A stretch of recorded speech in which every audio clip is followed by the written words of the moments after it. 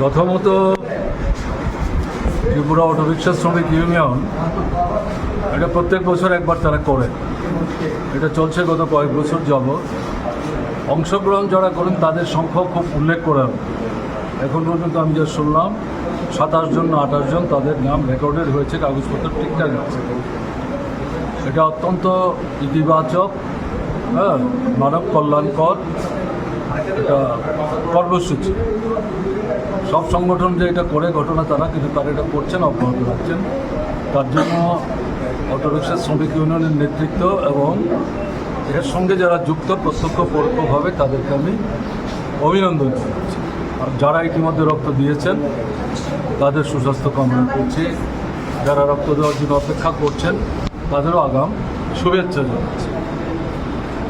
এখন সমস্যা হচ্ছে, আমি এখন শুনলাম আমাদের একজন বন্ধু, তিনি যদিও অটোরিক্সা শ্রমিক ইউনিয়নের সাথে সরাসরি যুক্ত না, কিন্তু যখনই রক্তদান শিবিরের খবর তিনি পান সেখানে স্বেচ্ছায় এসে রক্ত দিয়ে যান।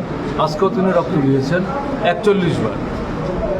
কিন্তু যারা নিজেরা রক্ত দেন তাদের যখন কোনো প্রয়োজন হয়, আমাদের সময় থেকে অর্থাৎ বামফ্রন্ট সরকারের সময় থেকে এই পদ্ধতি চালু ছিল যে তারা চাইলে এবং ডাক্তারদের রিকুইজিশন দেখাতে পারলে পর তারা একবার 2 বোতল রক্ত পাবেন।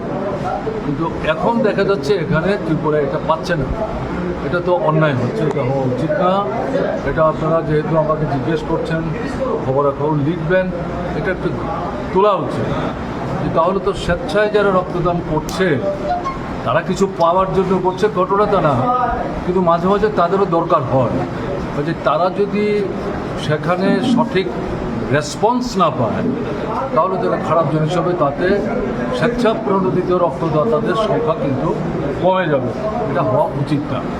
সবচেয়ে বড় কথা হচ্ছে, আমি অটোরিক্সার শ্রমিক বন্ধুদের জিজ্ঞেস করছিলাম যারা রক্ত দিচ্ছিলেন, আয় উপার্জন ভালো না।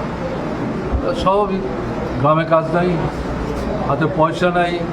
গ্রামের মানুষ শহরে আসলে পর তারা তো আর নিজেদের গাড়িতে আসেন না, তারাই বেশিরভাগ অটোরিক্সায় ব্যবহার করার চেষ্টা করে।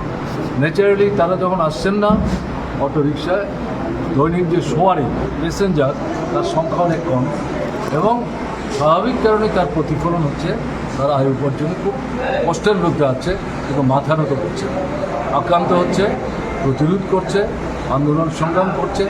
শুধু নিজেদের বিষয় না, সমস্ত অংশের শ্রমিক সামাজিক অঞ্চল মানুষ, অন্যান্য যে গণতান্ত্রিক আন্দোলন, তাতেও ত্রিপুরা অটোরিক্সা শ্রমিক ইউনিয়নের একটা গুরুত্বপূর্ণ ভূমিকা আছে, তারা পালন করছেন। সারা ত্রিপুরাতেই এই সংগঠনটা দারুণভাবে ইতিবাচক কাজ তারা করার চেষ্টা করছেন। আমি তাদেরকে আরেকবার অভিনন্দন।